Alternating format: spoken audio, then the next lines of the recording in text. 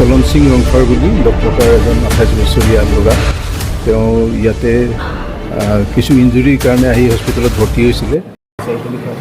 হয়, আজি আবেলি সময়ত সন্ধিয়াই প্ৰায় 5:10 মান বজাত আমি খবৰ পাওঁ Kalamsing Rongphar বুলি Dokmoka এজন 28 বছৰীয়া ল'ৰা তেওঁ ইয়াতে কিছু ইনজুৰিৰ কাৰণে আহি হস্পিটেলত ভৰ্তি হৈছিলে। তেওঁ ভালেই হৈ গৈছিলে, 30 তাৰিখত ভৰ্তি হৈছিলে। আজি তেওঁৰ এটা মাইনৰ অপাৰেশ্যন কৰাও হৈছিলে।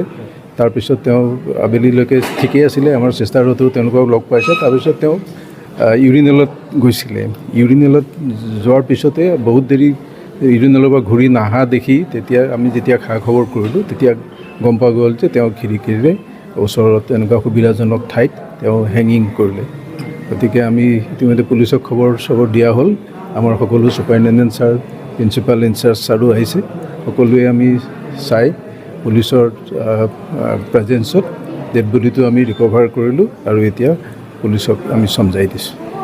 Thank you. Thank U.